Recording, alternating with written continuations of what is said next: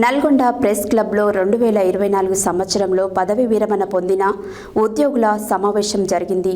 2024 సంవత్సరంలో పదవి విరమణ పొందిన ఉద్యోగుల పట్ల ప్రభుత్వం చూపుతున్న నిర్లక్ష్య వైఖరిపై సమావేశంలో తీవ్ర అసంతృప్తి వ్యక్తపరిచారు. ఉద్యోగులు పదవి విరమణ పొందిన 18 నెలలు గడిచినప్పటికీ వారికి రావాల్సిన మొత్తాలు రాలేదని ఆవేదనతో తెలియజేశారు. నల్గొండ ప్రెస్ క్లబ్లో 2024 సంవత్సరంలో పదవి విరమణ పొందిన ఉద్యోగుల సమావేశం జరిగింది. 2024 సంవత్సరంలో పదవి విరమణ పొందిన ఉద్యోగుల పట్ల ప్రభుత్వం చూపుతున్న నిర్లక్ష్య వైఖరిపై సమావేశంలో తీవ్ర అసంతృప్తి వ్యక్తపరిచారు. ఉద్యోగులు పదవి విరమణ పొందిన 18 నెలలు గడిచినప్పటికీ వారికి రావాల్సిన మొత్తాలైన GPF, TSGHIS, leave encashment, GIS, gratuity, communication PRC arrears ఇంకా విడుదల చేయలేదని ఆవేదన వ్యక్తం చేశారు. ప్రభుత్వం ఈ బకాయిలు తక్షణమే విడుదల చేయాలని డిమాండ్ చేశారు. ముఖ్యంగా గ్రాడ్యుటీ బకాయిలు విడుదల కానందున చాలామంది రిటైర్డ్ ఉద్యోగులు తీవ్ర ఇబ్బందులు పడుతున్నారని తెలిపారు. ఇదే సందర్భంలో 2024 జనవరి 16 నుండి అమల్లోకి వచ్చిన పదవి విరమణ వయసు పెంపు నిర్ణయాన్ని కూడా ప్రభుత్వం తక్షణమే అమలు చేయాలని కోరారు. ఉద్యోగుల సమస్యల పరిష్కారానికి రాష్ట్ర ప్రభుత్వం దీక్షా కార్యక్రమాన్ని చేపట్టాలని నిర్ణయించారు. ఈ దీక్షలో పెద్ద ఎత్తున రిటైర్డ్ ఉద్యోగులు పాల్గొంటారని తెలిపారు. ముఖ్యమంత్రి, మంత్రులు, ఎమ్మెల్యేలు రిటైర్డ్ ఉద్యోగుల సమస్యలను పరిష్కరించే దిశగా తక్షణ చర్యలు తీసుకోవాలని విజ్ఞప్తి చేశారు. ఈ సమావేశంలో రిటైర్డ్ ఉద్యోగుల సంఘం నాయకులు మరియు సభ్యులు పాల్గొన్నారు.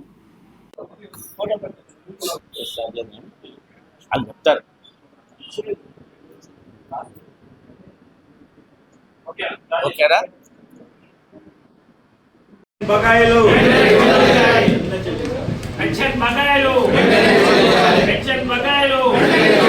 ప్రభుత్వ మొండి వైఖరి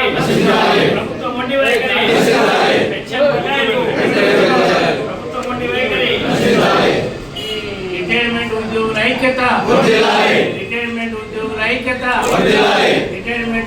ఐక్యత ప్రెస్ క్లబ్లో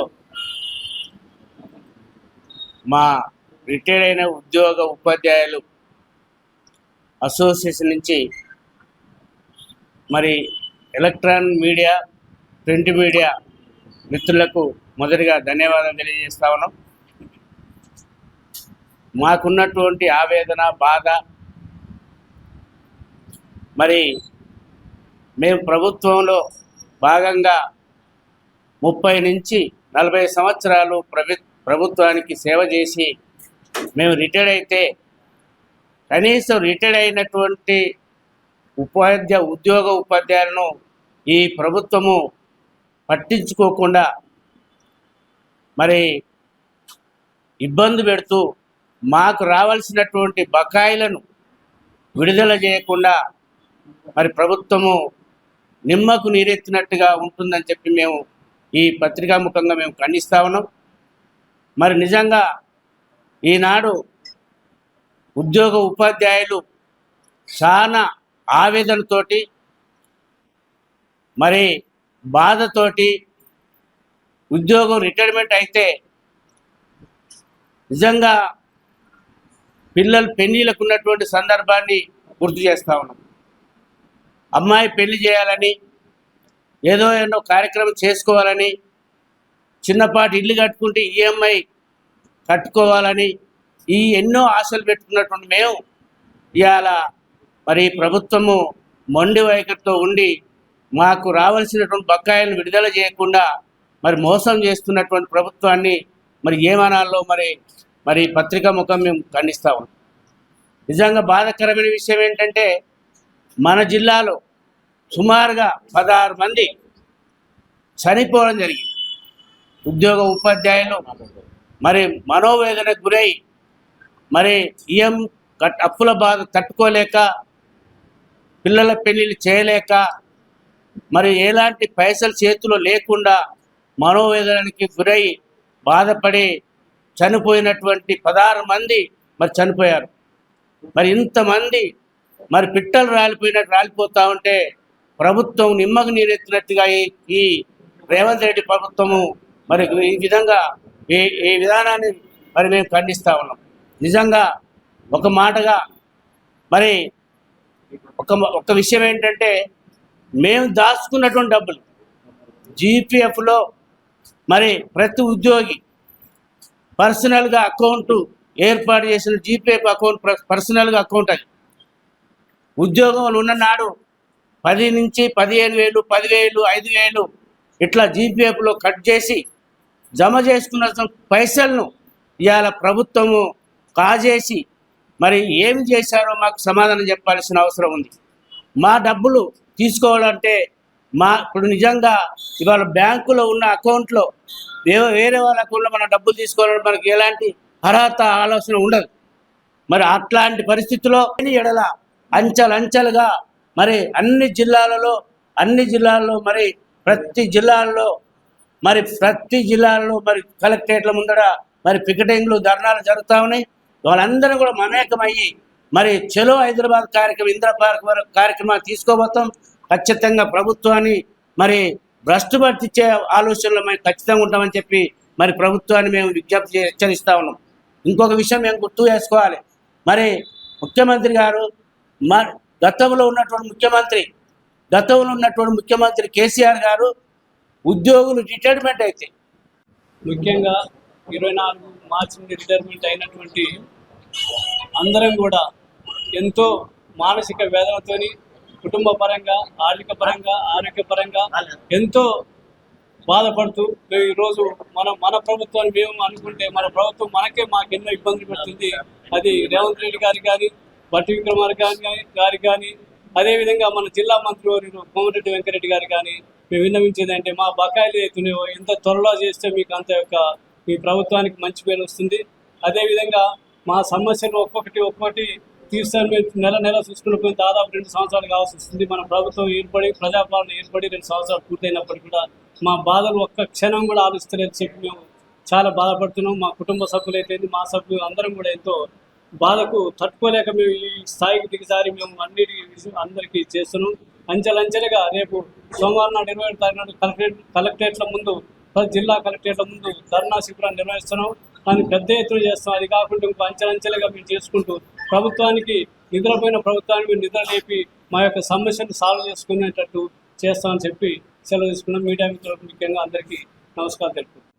బకాయిలను గురించి రోడ్డెక్కే పరిస్థితి వచ్చింది మన ఈ కాంగ్రెస్ ప్రభుత్వం. మేము నమ్మామండి ప్రభుత్వాన్ని, మేము నమ్మి ఓటేసినాం. మా మేనిఫెస్టోలో ఉద్యోగుల గురించి పెట్టిండు, మేము నమ్మినందుకు రిటైర్ అయినాక రోడ్డెక్కే పరిస్థితి ఏర్పడ్డది. ఈ ప్రభుత్వం నిరంకుశంగా ఈ ఉద్యోగుల మీద వ్యవహరిస్తుందని తెలియజేస్తున్నాను. అయ్యా, నువ్వు సంక్షేమ పథకాలు అంటున్నావు, మంచిదే. సంక్షేమ పథకాలు నీకన్నా ముందు ముఖ్యమంత్రులు వైఎస్ రాజశేఖర రెడ్డి, ఎన్టీ రామారావు కూడా పెట్టిండు. 6 సూత్రాలు ఆయన పెడితే 6 గ్యారంటీలు నువ్వు పెట్టినావు. మరి ఈ 6 గ్యారంటీలల్లో మా గురించి పట్టించుకోవా? సంక్షేమంలో మేము ప్రజలం కావా? మా గురించి పట్టించుకొని స్పష్టమైన ప్రకటన ఇవ్వవయ్యా అని అంటే ఇంతవరకు ఏ కాంగ్రెస్ నాయకులు, ఏ కాంగ్రెస్ మంత్రులు ఎవ్వరూ ఇవ్వలేదు. మా మీద 22 నెలల నుంచి రోడ్డు మీద ఎక్కినవయ్యా. మా పిల్లలు, మా భవిష్యత్తు, మా రెండో ఇన్నింగ్స్, సెకండ్ ఇన్నింగ్స్ అంటారుగా రిటైర్ అయినాక, దీని గురించి మేము రోడ్డు ఎక్కాల్సిన పరిస్థితి అయిపోయింది. ఇప్పుడున్న ఉద్యోగులు డిఏ ఇస్తారు, అది ఇస్తారు, ఇది ఇస్తారని ఆశ పెట్టుకున్నారు. కానీ ఈ ప్రభుత్వం ఉన్నన్ని రోజులు ఉపాధ్యాయ సంఘ జిల్లా అధ్యక్షుడు ప్రధాన కార్యదర్శి రామకృష్ణారెడ్డి గారు, కార్యవర్గము, మీడియా మిత్రులకు నమస్కారం. చాలా ఆశ్చర్యకరమైన విషయం ఏంటంటే, ఎక్కడ పేపర్ చూసినా కూడా రిటైర్మెంట్ బెనిఫిట్స్ అంటారు. దయచేసి ఇక ముందు బెనిఫిట్స్ అనకండి, అవి గవర్నమెంట్ డ్యూ ఉన్నది. అసలు మనకి ఏమొస్తుంది ఒక విషయం చెప్పదలుచుకుంటే, రిటైర్మెంట్ అయినాక ఒక ఎంప్లాయీకి ఏమొస్తుంది? ఒకటి జీపీఎఫ్ వస్తుంది. జీపీఎఫ్ అంటే జనరల్ ప్రావిడెంట్ ఫండ్. ఆయన ఉద్యోగంలో చేరిన 6 నెలల లోపల జీపీఎఫ్ అకౌంట్ ఓపెన్ చేయాలి. బేసిక్ వేతనంలో 10% కట్ చేయమంటుంది గవర్నమెంట్. అదెందుకు అంటే, నువ్వు రేపు రిటైర్ అయితే నీకు పైసలు ఉండాలి, నెల జీతం ఇస్తే నువ్వు ఎట్లా బతుకుతావు అని గవర్నమెంట్ రూల్.